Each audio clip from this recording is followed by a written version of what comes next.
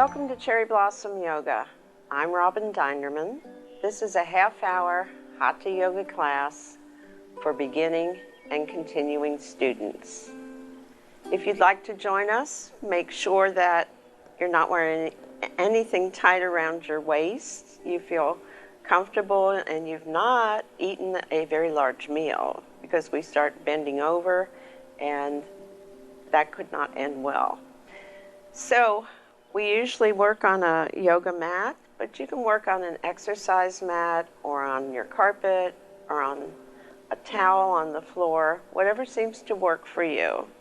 And if you're seated, that's fine. Follow along with the breathing and the stretching as much as you're able to do, and the focusing, and you'll still receive some benefits from doing yoga. I teach a regular Sunday morning class at the Friendship Heights Village Center, and that's open to the public. I have another class in the evening which is not, and I have some private students as well. I have a new private student. She's a lovely lady. She's beautiful inside and out, and she's 85 years old. And I really enjoy working with her, teaching her yoga. I, of course, am very concerned about safety, so we're working very slowly and very carefully, talking about paying attention to the breath, focusing, paying attention to the body while you're paying attention to the breath. And she's had a number of, illnesses and whatever, that now her back is really curved. It's called kyphosis, when the back curves forward. And mostly you don't notice it. But she said, she was telling me the other day that when she goes into a restaurant or someplace, and she says she notices people looking at her and suddenly they stand up straight. And I said, well, I must confess, I'm one of those people. I see someone with a rounded back or poor posture, and I adjust my shoulders, and I try to press my feet down and stand tall and reach up through the crown of my head. I said, I'm one of those people, and she said, I'm glad, which I think was very generous of her. She said, I want people to stand up tall and to be straight. And so I'm helping her regain a little bit of what she had before. But remember, when your posture is sinking, it affects all your internal organs and your breathing. And as much as possible, try to correct yourself during the day to stand up tall with your neck free, shoulders down, rib cage lifted up, and take a deep breath. And if you find yourself slipping through the day, I know I do, when I pick up my cell phone, I'm like this, and I go, whoops, and I have to lift it back up again. So pay attention to how you read and how you look at your phone, or even your mail if you just pick it up and look at it rather than dropping your head. Just a suggestion. We're going to begin class today with some shoulder rolls. We're going to roll the right shoulder back. I'd like you to feel it move up under your ear, and notice the movement of the shoulder blade. Nice big rotations, and then on the other side.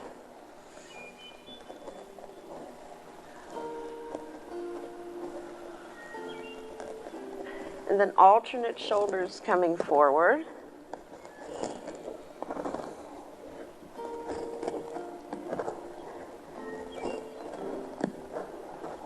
Now you don't have to go as fast as I'm going, sort of at a moderate speed today. You can go much slower at your own pace.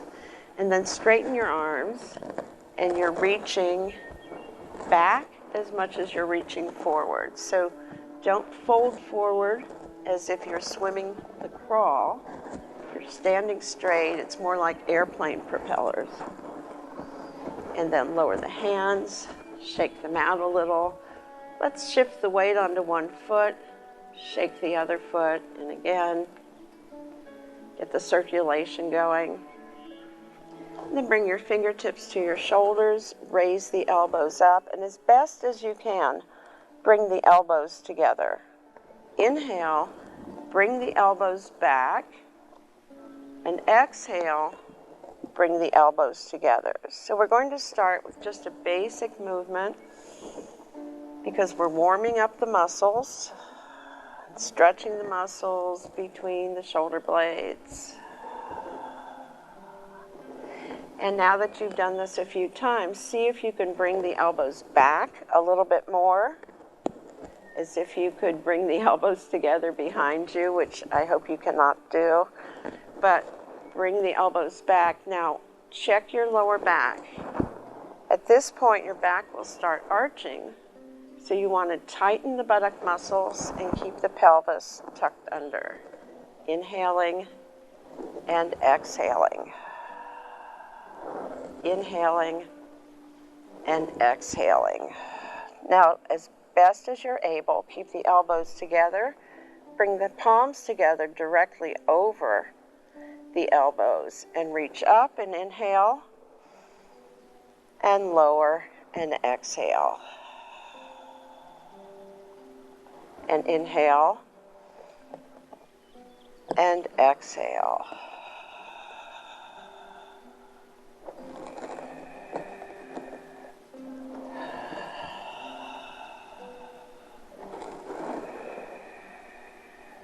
And exhale. And bring the hands down in front of you. Let the arms rest. And now bring the backs of the hands together. So that means this flat portion of the hand, you're going to press. It's an isometric exercise, actually, and you're going to feel the muscles, the biceps contract. So you're pressing. And then rotate the shoulders, the arms back, pointing back as much as you can with your thumbs, the buttocks firmed, and the tailbone tucked under. This is your in-breath here. Reach back and exhale and press. Inhale and open and press. And open and press. So we're lifting and opening the chest, and now we're going to come down, hands lightly touching the thighs. Bend the knees, inch forward from the hips. Let your head tuck in, let the arms hang, and we'll do a different version of that movement. So here we're in ragdoll, and we're going to press the floor away, lift open the arms, look up across the sky or your ceiling, and take a deep breath. And exhaling, bend the knees, hinge forward. You can let the arms hang, chin tucked in. And as you press into the floor, inhale, lift up and open. Open your hearts, welcome the day, and exhale and fold forward. So as we're doing this, we're opening up the hip joints and we're stretching the backs of the legs just a little bit, but mostly the lower back. So see if you can sink down a little bit more with your chin tucked in. Now I've been doing this a long time, so it's easy for me to come down to the floor. But if you come down part way, that's fine. Don't force or jerk or do anything quickly. Do it thoughtfully and with awareness. Chin tucked in.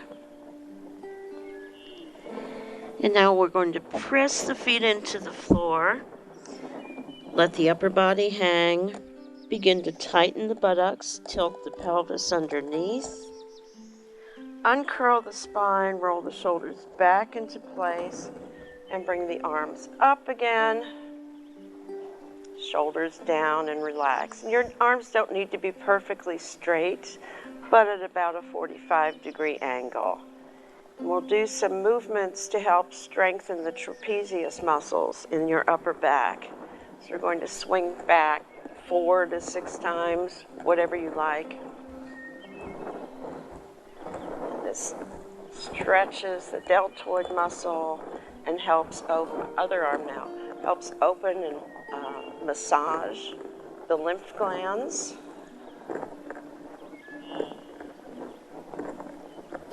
And now both arms.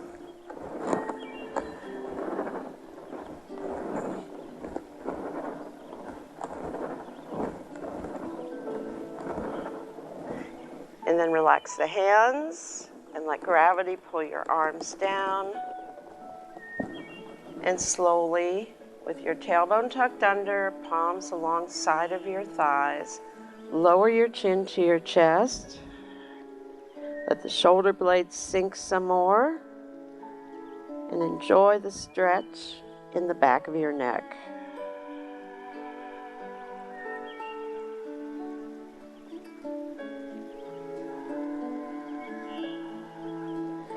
Bring the arms out into T position, which means shoulder height, and separate the feet just a little bit wider than hip distance, and we're going to fold forward. I'm bringing my left hand to my right thigh. Either hand, doesn't matter, but you're going across.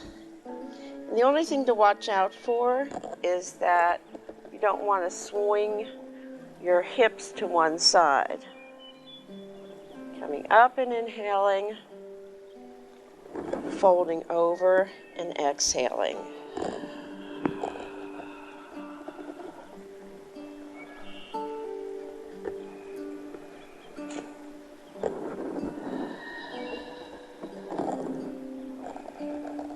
And one more time on each side. And you can try and reach down a little bit farther if you want. Come back to center, relax the hands, let the arms float down to your sides. If you turn the feet outward a little bit, or heel toe outward, keep the toes pretty much forward. We're going to bring the knees over maybe the toes. Okay, and you don't want to go much farther. We're going to warm up the knee joints, ankle joints.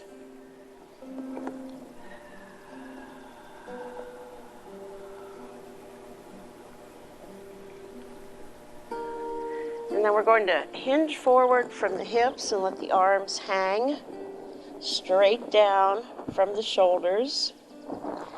Now you may not come all the way down to the floor, but that's okay. Try to lift the sit bones. And then lift up and then walk your hands so your arm is inside of one leg, and bend it just so it comes over the ankle or maybe a little bit forward, no farther than the toes, and feel the stretch in the opposite leg. This also requires some balancing, so you see that my hands are just placed here. I'm not using them for balance. And then slowly come back to center. And bend the other leg, bringing the knee over the ankle, maybe a little bit further, tucking the other arm in. Let your head hang. See if you can do it without using your hands.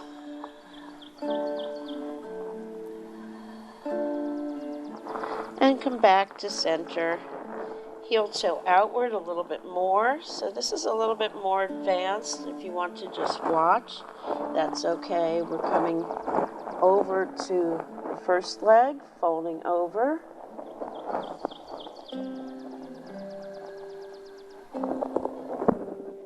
When you let the air out, that's when you can relax over the leg. And then lift the back of your neck and the shoulders, come back to center, take your breath in, and fold over the other leg.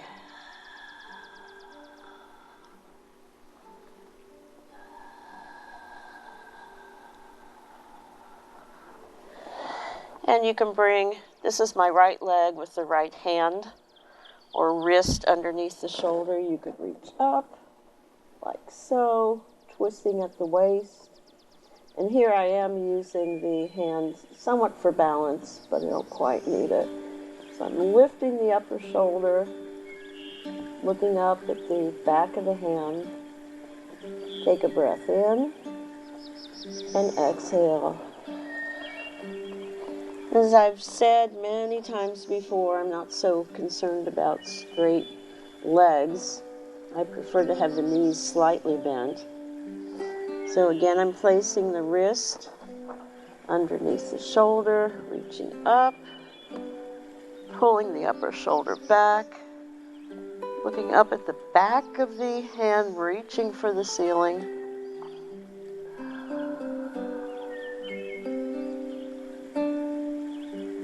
And lowering down. Now, placing the hands just in front of the shoulders, I'm going to heel toe, back to center, until the feet are about hip distance apart, and completely fold forward into Uttanasana, standing forward bend. Then I'm going to sweep the arms out, T position, lift the back of the neck, lengthen my spine, and then press the floor away, coming up.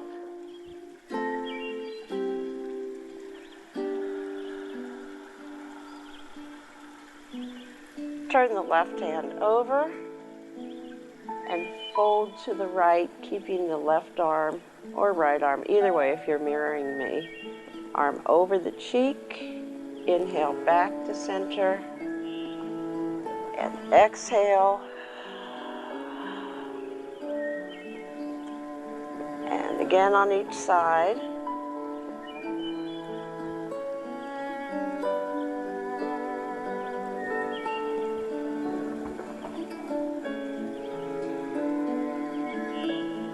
Center. Now flatten the hands, press the fingers together, flex at each wrist, breathe in. As you exhale, tighten your belly muscles, push your palms away as if you're pushing the walls away. You'll feel a tingle, move up the palms into the fingers, and then release the tension in the fingers and the hands and the arms, and let everything float down. Stand tall, place your hands at your heart, close your eyes and scan your body. Notice if you feel your posture has improved a little bit, if you're standing taller, if you're more aware of how your knees and ankles feel, the placement of the shoulders above the hips. Notice your breath. Is it deeper? Is it even and more fluid? And the exhalation, is it longer and more complete?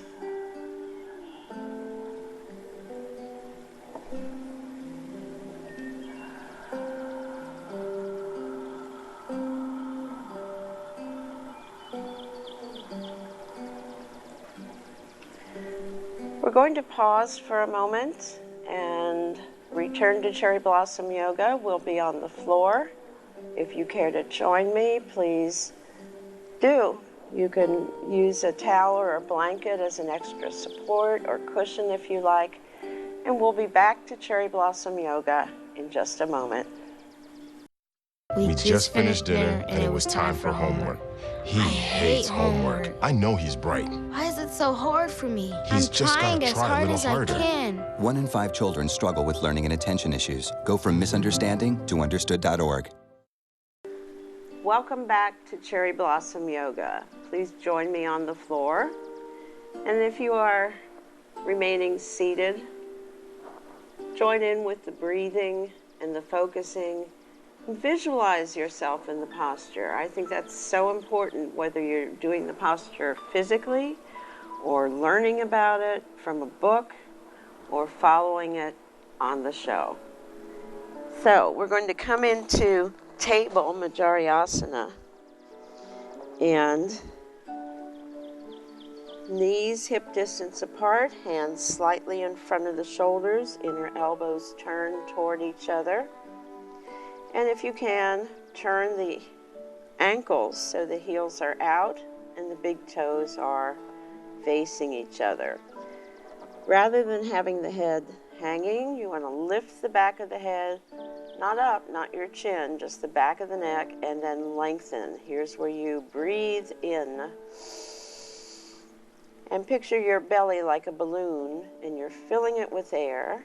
And then exhaling, tighten the belly muscles, tighten the buttocks, tuck the tailbone under, coming into the angry cat stretch. Your shoulders are neutral. Inhaling and lengthen. And exhaling and arch. And inhaling and lengthen. And exhaling and arch.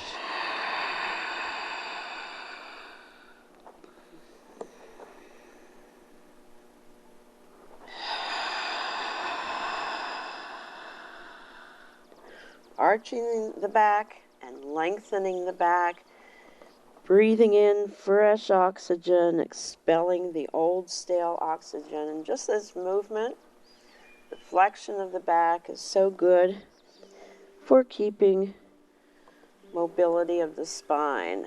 Now bring your chin to one shoulder and try to bring that shoulder toward the same hip. And so it's kind of a sachet back and forth, side to side. Again, good for loosening up the back.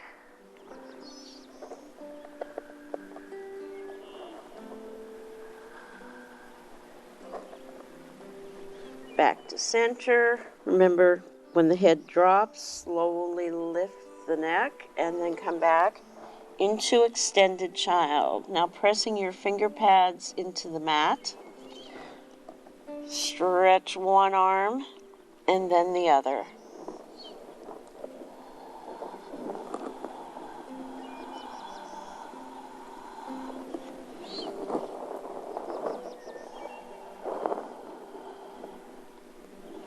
And then both arms reaching forward. Pull your hips away from the shoulders. Your arms are alongside of your cheeks. And then slowly walk the hands back, letting the tension drain off the neck and shoulders. Hands still, shoulder distance apart. Come up into table. And we're going to move the right knee in slightly. Lengthen the spine. And exhale, knee to nose. And as you can see, my knee doesn't even come close to my nose, but that's not a problem. You're going to extend the leg. It doesn't have to be up high, but you will benefit more by firming the buttock. Exhaling as you tuck in. Inhaling as you stretch, lift, firm the buttock. Exhaling. Inhaling. And exhaling and inhaling. And switch to the other side. First have your knees hip distance apart, then move the left knee in just slightly. Extend the right leg. Breathe. Notice how my head's dropping? So bring the back of your neck up. Breathe in. And exhale. Tuck in. Inhale, extend and firm. Exhale, tuck in. Inhale, extend and firm.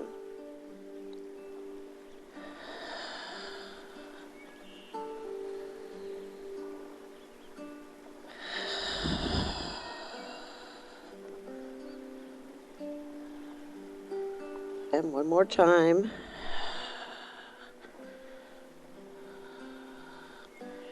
Place the knee down, pull back into extended child, tuck your chin in, drape your arms around your legs, let the head sink.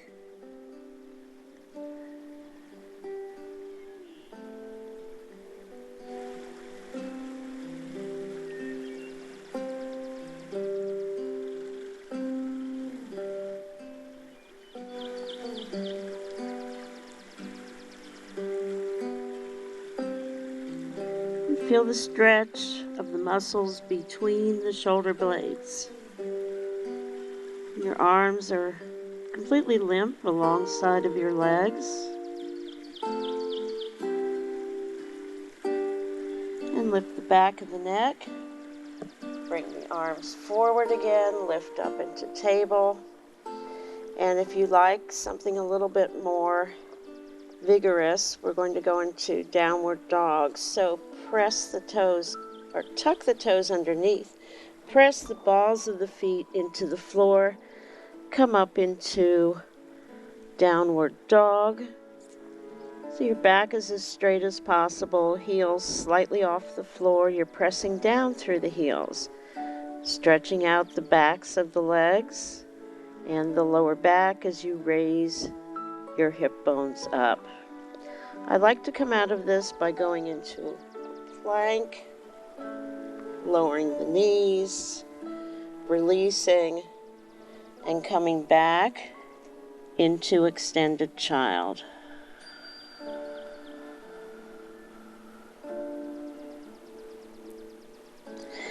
And we're going up once more.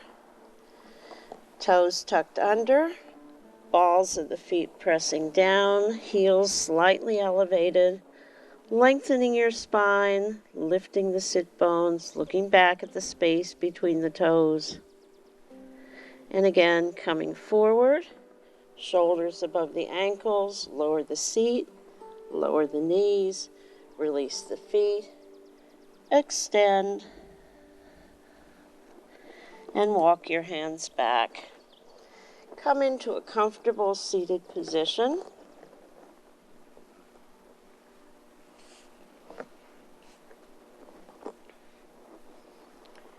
And let's pause for a moment. Breathing in and out.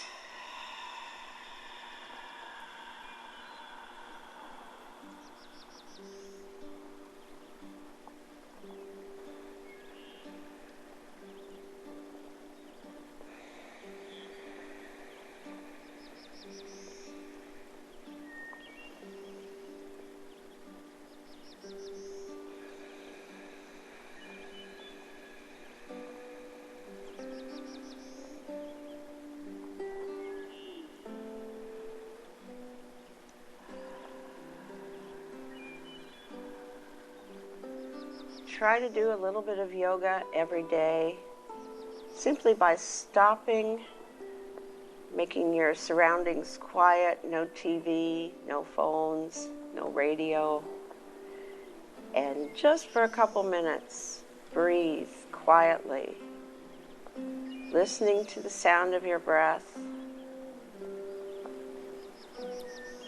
pulling the oxygen into your body, refreshing and renewing your body and your spirit.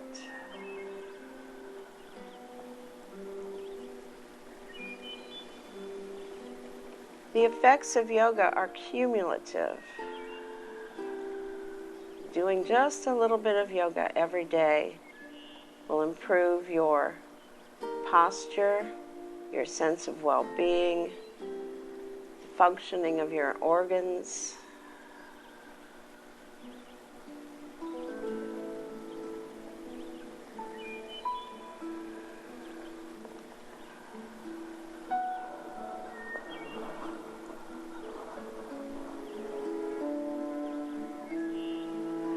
I hope you're feeling wonderful and that you can carry that feeling with you into your day, into your week, into your life. Namaste.